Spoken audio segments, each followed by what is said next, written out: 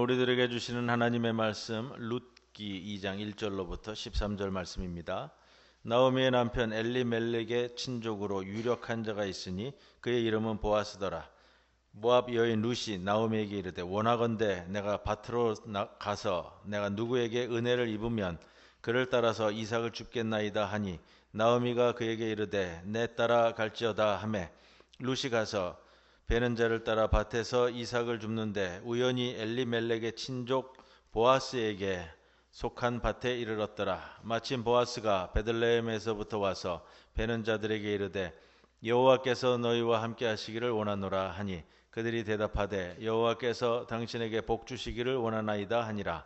보아스가 베는 자들을 거느린 사환에게 이르되 이는 누구의 소녀냐 하니 베는 자를 거느린 사환이 대답하여 이르되 이는 나오미와 함께 모압 지방에서 돌아온 모압 소녀인데 그의 말이 나로 베는 자를 따라 단 사이에서 이삭을 줍게 하소서 하였고 아침부터 와서는 잠시 집에서 쉰 외에 지금까지 계속하는 중이니이다. 보아스가 룻에게 이르되 내 따라 들으라. 이삭을 주우려 다른 밭으로 가지 말며 여기서 떠나지 말고 나의 소녀들과 함께 있으라. 그들이 베는 밭을 보고 그들을 따르라. 내가 그 소년들에게 명령하여 너를 건드리지 말라 하였느니라. 목이 마르거든 그릇에 가서 소년들이 길어온 것을 마실지니라 하는지라. 룻이 엎드려 얼굴을 땅에 대고 절하며 그에게 이르되 나는 이방 여인이거늘 당신이 어찌하여 내게 은혜를 베푸시며 나를 돌보시나이까 하니 보아스가 그에게 대답하여 이르되 네 남편이 죽은 후로 내가 시어머니에게 행한 모든 것과 내 부모와 고국을 떠나 전에 알지 못하던 백성에게로 온 일이 내게 분명히 알려졌느니라. 여호와께서 내가 행한 일에 보답하시기를 원하며 이스라엘의 하나님 여호와께서 그의 날개 아래에 보호를 받으러 온 내게 온전한 상 주시기를 원하노라 하는지라. 롯이 이르되 내 주여 내가 당신께 은혜 입기를 원하나이다.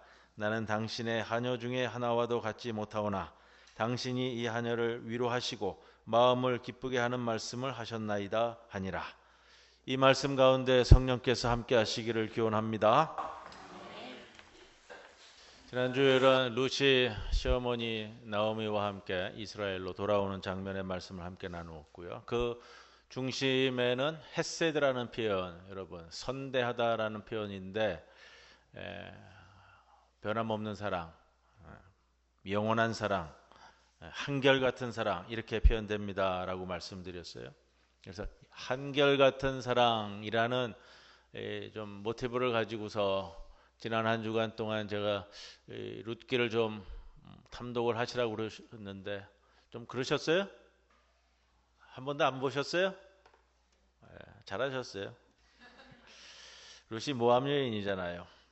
이스라엘에게는 원수지간입니다. 수백 년간. 모압 여인이 시어머니인 나오미를 섬기기 위해서 어머니의 백성이 내 백성이고 어머니의 하나님이 나의 하나님입니다. 이게 룻의 자기 독립선언과 같다라는 말씀을 드렸습니다. 이게 잘 이해하셔야 돼요. 지금 요나서에 이어서 요나서를 거의 2달간 함께 말씀을 나눴고요.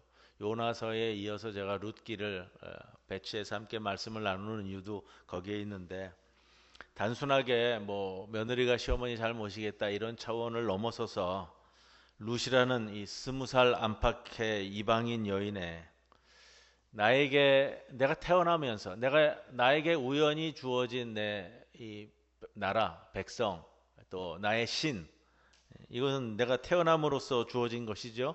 예, 그것이 아니라 내가 태어남으로써 주어진 것은 모압의 신이 나의 신이 아니라 내 백성과 내 하나님은 내가 선택한다라는 굉장히 중요한 모티브가 깔려져 있어요. 여러분 삶을 살면서요. 내게 그냥 우연히 주어진 것으로 그 테두리에서 사는 것이 아니라 그것을 벗어나는 것. 우리가 요나서 말씀 나누면서 그렇게 함께 말씀을 나누었잖아요. 이스라엘만의 하나님이 아닌 인간만의 하나님이 아닌 유대인만의 하나님이 아닌 그 경계선을 넘어서 니느웨까지 가서 말씀을 전하느냐. 그것도 흔쾌히 바른 마음을 갖고 그것을 계속 반복해서 함께 나눈 말씀이 이제 요나서의 말씀이었는데 요나가 흔쾌히 넘어서질 못하잖아요.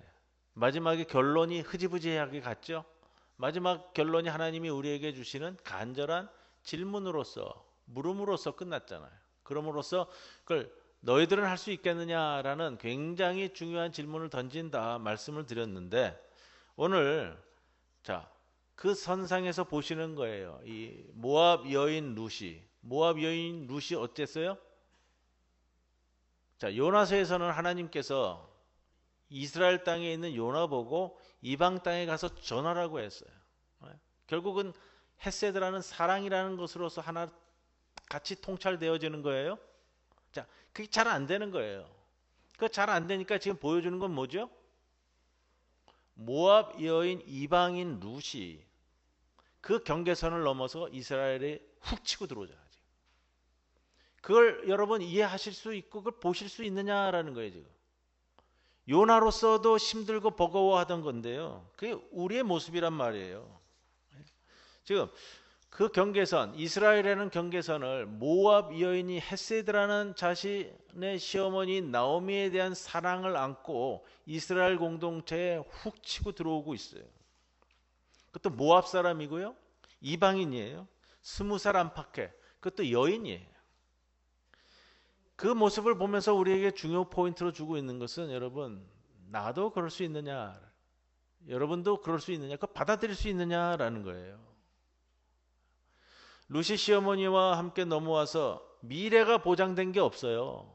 그 누구든지 계산이 빠르면 보장이 돼 있으면 다 오죠. 뭐든지 감수하고 가는 것이 계산이라는 거예요. 그게 합리적인 거고요. 그게 이성적이라는 표현이에요. 지난번에 몇 차례 강조해드렸지만 그 바다거북이 얘기하면서요. 바다거북이가 알을 깨고 나와서 알을 깨는 것도 힘든데 한 30cm 되는 그 모래를 한 3일에서 일주일 걸쳐서 파헤치고 나와가지고요. 또 바닥까지 뛰어가야 하잖아요. 거북이가 뛰어가는 게 우습지만 잡아먹으려고 덤비는 갈매기 또 바다 개들 바다에 이르러서도 우리가 그 말씀 나눴습니다. 1000마리가 바다에 들어가면 다시 그 자리로 돌아오는 바다거북은 몇 마리라고 그랬어요? 한 마리예요. 한 마리. 0.01% 거북이가 돌아올 수 있는데 그럼에도 불구하고 그걸 뚫고 열망을 갖고 간다고요. 룻에게 아무런 희망이라는 게 소망이라는 게 보이지 않아요. 그런 가운데에서도 베들레헴으로 돌아오는 이 두 고부간인데 이 근저에 뭐가 있느냐? 그 중심 표현으로 헤세드라는 이 사랑이라는 표현이요. 또 인애라고도 번역되고요. 자비라고도 번역되고요. 변함없는 사랑, 한결같은 사랑. 이것이 놓여져 있는데 자, 그 과정에 여러분 기억하셔야 돼요. 그 과정에 이 과정이 이루어지는 과정에서 어디까지 이어지느냐? 메시아 탄생까지 이루어지는 거예요. 메시아 탄생까지 이루어지는 과정 가운데 지금 모압 여인이 이스라엘 이 저 족보 개념에 훅 치고 들어왔어요. 그거를 그 과정 중에 한 사건이잖아요. 그 모압 여인이 무엇을 보이느냐? 헤세드라고 하는 이 한결같은 사랑의 모습을 보여준다라는 겁니다. 그 메시아 탄생의 발자취의 근원을 쫓아가는 길이 지금 이 룻기의 말씀을 함께 나누는 거예요. 오늘 2장에 보면 보아스를 만나는 장면이죠. 1절에 보시면 나오미의 남편 엘리멜렉의 친족 유력한 자라고 했어요. 이 구절이 이스라엘의 관습하에 있는 사건을 다루기 때문에 중요한데 이스라엘이 가나안에 들어와 가지고 40년 광야 생활을 마치고 여호수아의 영도하에 가나안 땅에 들어와서 땅 분배를 했는데요. 땅 분배는 개인적으로 이루어지는 게 아니에요. 땅 분배는 이 뭐라 그럴까요? 친족 개념으로 분배되는 거예요. 우리말로 표현하면 뭐 문중에게 땅을 준다라고 하는 표현이 나요. 그건 이제 육촌 개념인데 이 미슈바라고 하는 이 친족 개념은요. 육촌 내에 있는 가족들을 얘기를 해요. 그 미슈바가 이 육촌 내의 가족들이 한 20개, 30개가 되면 그게 하나의 지파가 되는 거예요. 그 가장 이제 친족 단위인데 쉽게 말씀드리면 그거예요. 이 문중에 땅이 분배가 되는데 그 땅을 경작할 수 있는 권리예요. 근데 그 권리는 아들만, 그러니까 문중 땅이 이렇게 있으면 남자들이 그 경작할 권리들을 이렇게 나눠서 받게 돼요. 근데 나오미의 남편도 죽었고 두 아들도 사망했죠. 그러면은 그 땅을 이어받을 수 있는 근거가 없어요. 이 여인들에게는 땅을 안 준단 말이에요. 그럼 그 땅은 누가 돌려요? 그 문중이 관리하면서 돌리는 거예요. 그 여인들에게는 주지 않고요. 자, 그걸 살릴 수 있는 방법이 뭐냐 하면 친족 간에 누군가가 이 집안의 여인을 통해 애를 낳아주면요. 그 아들의 이름, 그 아이는 죽은 자의 아들이 되는 거예요. 그 죽은 자의 아들이 땅을 이어받아서 분배받을 수 있는 제도가 있는 거예요. 그거를 대신해 주는 사람이 누구냐면 그게 고엘이라는 표현, 뒤에서 다시 말씀드립니다. 근데 집안 사람들이 이게 쉽게 안 줘요. 왜냐하면 여인은 우리 문중이 아니라는 거예요. 대가 끊겼다라는 거잖아요. 그리고 그렇게 해서 아이를 낳아줘도 그 아이는 내 아이가 아니에요. 그 죽은 자의 아이예요. 그럼 평생 내 가문, 내 시족이 아니에요. 죽은 자의 아이가 되기 때문에 내 재산이 되는 것도 아니에요. 오히려 재산이 줄지요. 내가 운영할 수 있는. 그래서 잘 하지 않아요. 이것에 이 시초가 되어지는 형사취수제라는 것을 지난번에 한번 말씀드렸잖아요. 구약 창세기에 나오는데 유다가 며느리 다말과 관계를 맺어서 이제 아들을 보게 되는데요. 그 두 아들이 형이 죽고 난 다음에 다말에게 둘째 아들이 들어갔는데 둘째 아들이 형사 취소하는 것을 거부하잖아요. 그래서 이제 다시 또 징벌을 받아서 죽게 되는데 부담하려 하지 않는다는 거예요. 동생도 부담하기 싫어한다라는 거예요.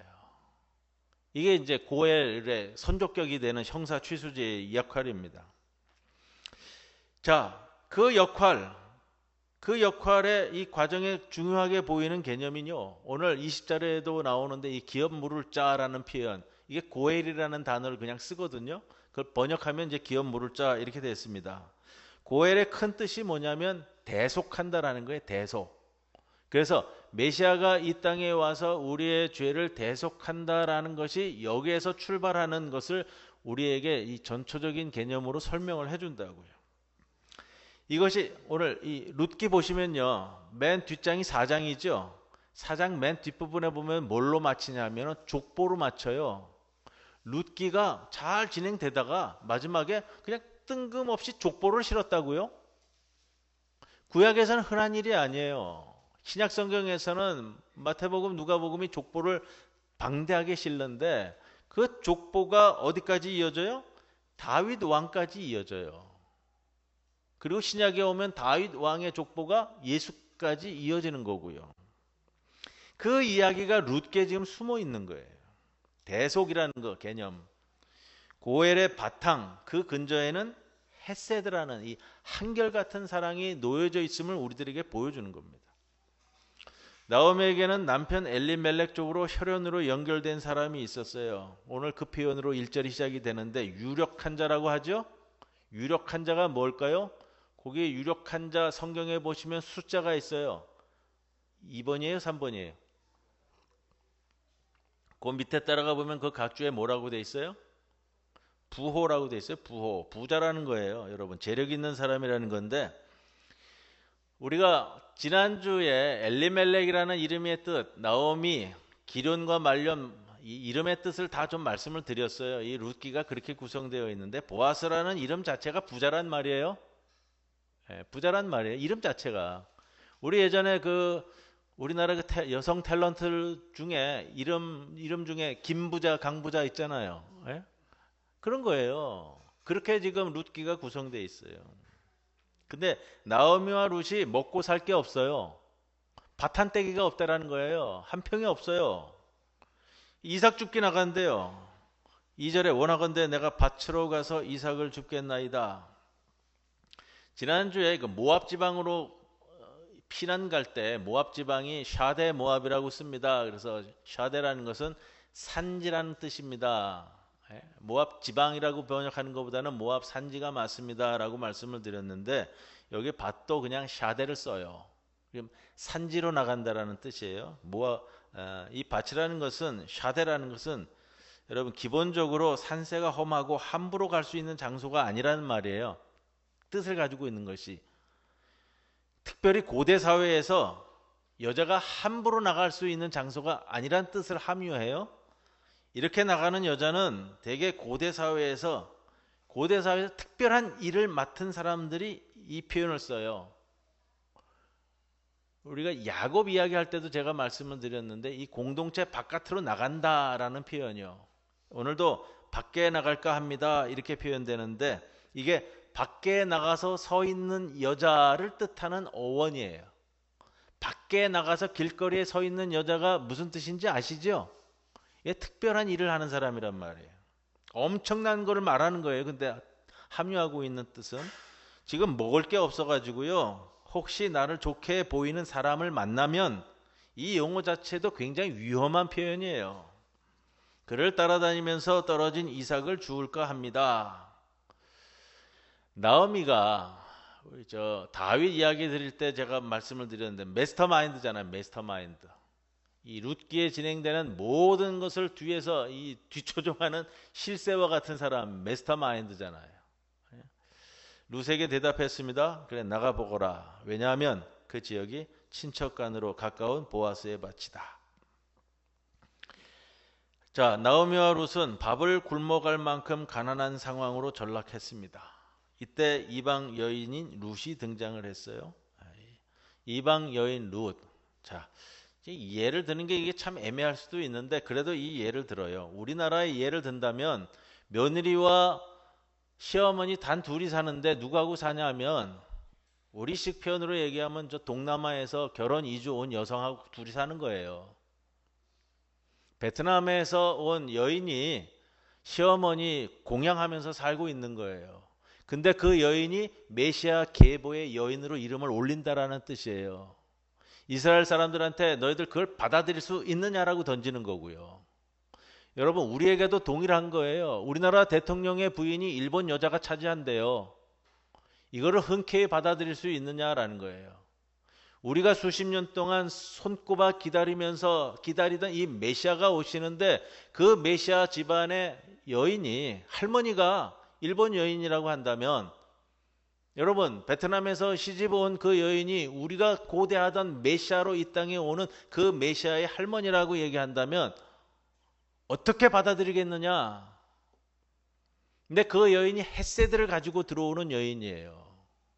우리가 하지 못하는 모두가 하지 못하는 그 한결같은 사랑을 안고 들어오는 여인이란 말이에요. 그래서 뭐 그런 얘기를 하더라고요. 이 유대의 랍비들이 싫어하는 성경이 있대요. 룻기를 별로 탐탁히 여기지 않고요. 요나서를 별로 탐탁히 여기지 않는다 그래요. 놓여져 있는 상황에서 이해한다면 이게 참 받아들이기 어려운 거잖아요. 모압인들을 적으로 여기는 유대인의 경작지로 나가서 이삭 줍기를 통해 입에 풀칠할 예정이라는 거예요.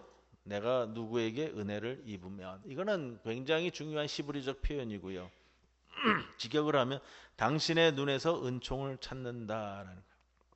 그걸 발견할 때 당신의 눈에 은총이라는 것이 내 언행을 통해서 이 은총이라는 걸 발견하면 당신이 나를 좋아하게 된다. 이런 뜻도 가져요. 자, 룻이 자신의 하나님의 은총을 실천하는 자로 정성을 다해 타인의 밭에서 이삭을 줍는 행위 또한 하나님의 은총이래요. 룻이 주위에 있는 사람을 위해서 자기 시어머니를 다해서 최선을 다하는 거예요. 최선. 여러분 하나님의 은총이라는 거는요. 내가 그런 은총을 받을 만한 행위가 동반되어질 때 일어나는 기적이기도 해요. 그게 하나님의 은총이에요. 그리고 하나님의 은총도 여러분 감당할 만한 자에게 오는 게 하나님의 은총이에요. 감당할 만한 자에게 오지 않으면 은총은 받되 은총이 되지 않고요. 더 어려운 일이 될 수 있어요. 흔히 보는 모습이 그거예요. 내가 간구하지만 하나님의 은총을 내가 감당할 수 없는 사람이라면 아무리 하나님의 은총이 내게 임하더라도요. 내가 그거 감당 못하는 거예요. 오히려 독이 될 수 있다고요.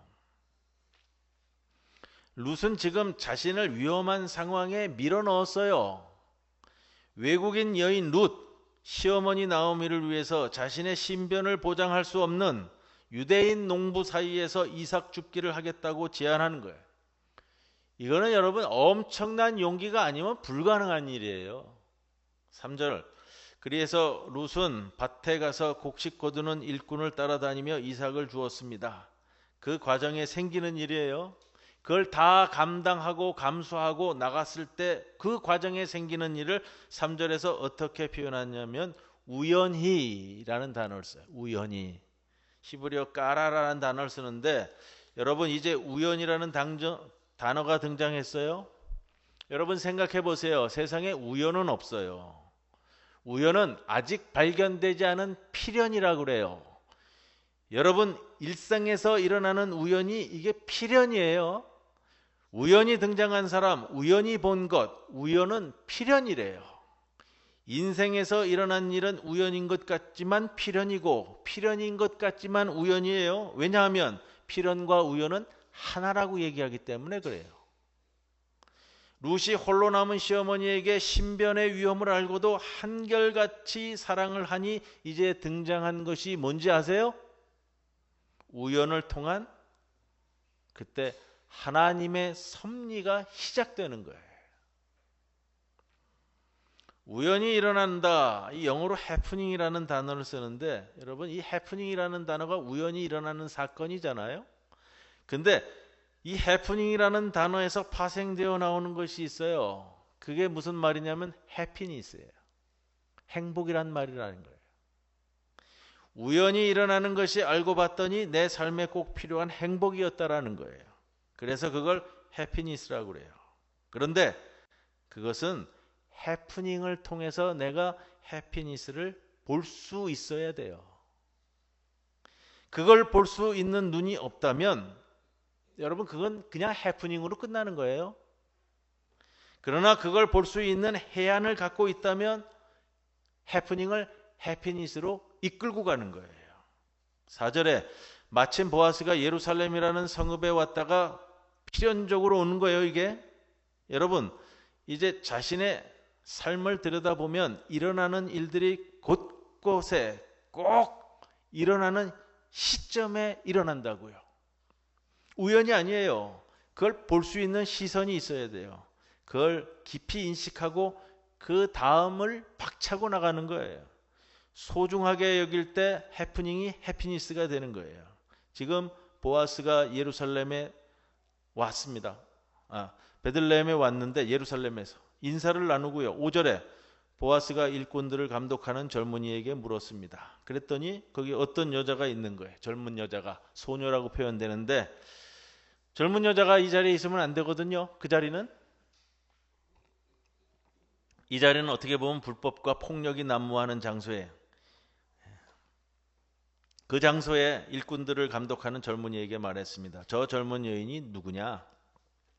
나오미와 함께 모압 지방에서 돌아온 모압 여인입니다. 이 모압 여인이 일꾼들 뒤를 따르면서 곡식단 사이에서 떨어진 이삭을 줍도록 허락해 달라니까 아침부터 와서, 오늘 제목이에요. 제가 잡은 아침부터 와서 지금까지 저렇게 있습니다. 아까 집에 들어가 잠깐 쉬었을 뿐입니다. 자, 여러분 이거예요. 여기 보이는 룻이 지닌 삶의 태도가 뭘까? 제가 지난주에는 헤세드라는 큰 틀의 단어를 하나 던져드렸고요. 자, 여기에서 시어머니를 위해, 자신의 삶을 위해 아주 허드렛 일이지만 최선을 다하는, 이걸 한 단어로 표현하면 저는 이렇게 표현하고 싶어요. 여러분들에게도 드리고 싶은 단어인데 일념. 한 가지 생각, 한결같은 마음. 그 일념이 하늘과 땅을 하나로 만드는 거예요. 이걸 보고 사람들이 감동을 하죠? 여러분, 위대한 사람은 위대한 일을 하는 사람이 아니에요.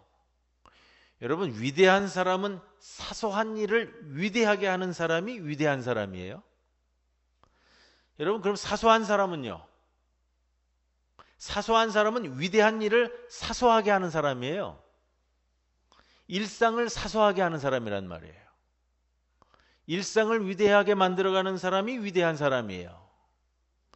보아스가 룻한테 말합니다. 뭐 이렇게 얘기했을 거예요. 이렇게 얘기했을 거예요. 여보시오, 세댁, 내가 하는 말을 잘 들으시오. 이삭 주려고 다른 밭으로 가지 마시오. 여기를 떠나지 마시오. 우리 밭에 일하는 여자들 뒤를 따라가십시오. 우리 일꾼들이 곡식을 거두는 밭에서 눈길을 돌리지 말고 여자들이 뒤에 따라다니면서 이삭을 죽도록 하십시오. 젊은 남자 일꾼들이 덱을 건들지 말라고 단단히 일러 두겠소. 목이 마르면 주저하지 말고 물단지로 가서 길어다 놓은 물을 마시도록 하십시오. 룻의 일념, 여러분 그거예요. 룻의 일념과 그 일념을 실상에서 실천하는 모습을 보고 보아스가 감동하는 거예요. 보아스의 관심을 끈 이유는 룻의 일념입니다. 룻이 머리를 이마를 땅에 대고 말합니다. 한낱 이방 여자일 뿐인데 어찌 저같이 이렇게 한결같이 보살펴 주십니까? 내가 룻이 시어머니에게 어떻게 하였는지 자세히 다 들었습니다. 여러분 모르는 것 같지만 다 안다는 거예요. 세상이 그래요. 모르는 것 같지만 다 안다는 거예요. 이 여인이 친정아버지와 어머니를 떠나고 땅을 떠나고 엊그제까지만 해도 모압 땅에 살던 여인이 창세기 12장에 보면 아브라함이 땅을 떠나잖아요. 친척 본토 친척 아비집을 떠나죠. 아브라함이 떠난 역사를 지금 룻이 하는 거예요. 아브라함에게도 정해진 게 없었어요? 룻에게도 정해진 게 없는 거예요. 이제 룻이 하면서 다윗과 예수가 탄생하게 결정적인 계기를 마련하는 거예요. 대개 한 일은 주께서 갚아주실 것이요. 대개 주 이스라엘의 하나님 날개 밑으로 보호를 받으러 왔으니 넉넉히 갚아주실 것이요. 갚는다라는 말이요. 갚는다라는 말이 무슨 단어가 쓰이냐면요. 샬롬이라는 단어가 쓰여요. 우리가 평안이라는 말도 샬롬이지만 여기 갚는다 이 표현에서의 갚는다라는 말도 샬롬의 이 변이형으로 쓰인다. 보아스는 룻이 시댁에게 한 일을 열거하면서 야훼께서 그 선행을 갚아주실 것이다 라고 말합니다. 자, 오늘 말씀드리면서 마무리하면서 두 가지 말씀드리고 싶어요. 여러분들이 대답을 하시는데 오늘 처음 룻이 나와서 보아스 눈에 띄어서 역사를 이루어가는 일들이 진행될 겁니다. 자, 오늘 사건은 룻이 하루 사건으로 다루고 있지만 적어도 하루에 나와서 이루어진 일은 아니다라는 거예요.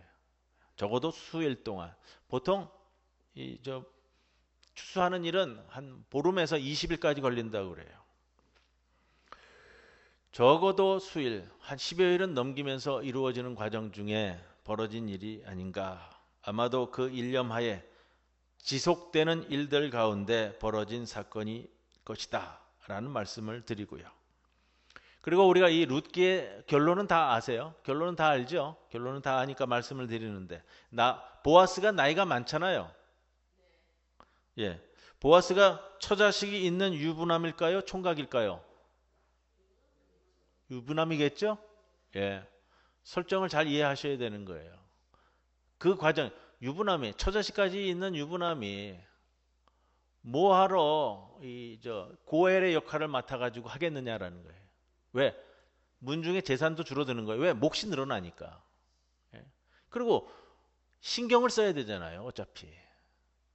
자, 그 과정에 그게 고엘이라는 것이고요. 그게 대속이라는 과정이에요.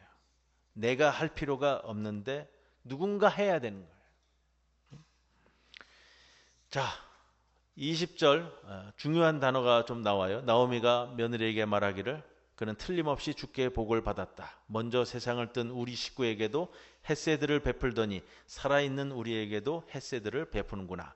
한결같은 사랑을 베푸는구나. 나오미가 그에게 말하기를 그 사람은 우리와 가까운 사이다. 집안간으로 우리를 맡아야 될 사람 고엘이다. 이게 이 고엘이라는 표현 기업 무를자라고 번역을 했는데 이스라엘의 법적 용어로 가장 중요한 단어예요. 대속자다라는 거. 대속자. 고엘이라는 단어는 그리스도교 사상에서 핵심 단어입니다. 대속 또는 구속으로 번역되고요. 자신이 희생할 필요가 없는데 모든 것을 바쳐 일념으로 자신에게 주어진 사명을 위해 매진하는 사람이 고엘이에요. 근데 여러분, 이 고엘이라는 거는 남들 보기에는 어리석은 사람이에요. 계산이 없는 사람이에요. 그런데 이 행위가 대속이에요. 한 10년 전인가요? 소록도에 있었던 이 스위스에서 온 수녀 두 명이 마리안나하고 마가렛 수녀, 그 소식 아시잖아요. 아마 여러분들 기억나실 거예요. 꽃다운 처녀 20살에 소록도에 와서 40년을 봉사하며 계셨어요. 꽃다운 처녀 20살에 와서 40년을 계시면 그 다음 환갑이에요. 이분들이 떠날 때 어떻게 떠났어요? 뭐 사진 찍고 인터뷰하고 떠난 거 아니죠? 그냥 편지 한 장 써놓고 떠났어. 떠나면서 자신들이 너무 많은 사랑을 받았다고 적고 떠났어요. 여러분, 그게 대속이에요. 그게 구속이라고요. 그게 구원 사건이에요. 룻기 오늘 2장 얘기 평범하게 읽으면 그냥 보기 좋은 옛날 동화처럼 읽히지만 깊이 읽으면 그 안에 우리 신앙의 모든 내용을 다 담고 있는 보화와 같은 글이에요. 자신의 남편이 죽었기 때문에, 그런데 그 관계로 시어머니한테 헷세드를 보여주는 여인, 헷세드 가운데 기적을 이루어가는, 기적이 만들어져가는 과정이 보이고요. 그게 이제 신약 성서에서 예수님께서 우리를 위해서 대속의 십자가 사건을 준비하는 과정으로 되어져 있는가. 여러분, 이 말씀을 통해 룻기는 4장으로 짧아요. 이번 주에 또 다시 한번 말씀드려요. 돌아가시면 1장부터 4장까지 한번 쭉 읽어보시면서 헷세드, 일념, 한결없는 사랑, 그 개념을 가지고 한번 읽어보시고요. 이 여인이 누굴까? 모압 여인, 제가 뭐 그런 표현을 썼습니다만 오늘에 우리식으로 얘기하면 저 베트남에서, 저 어디에요? 뭐 라오스에서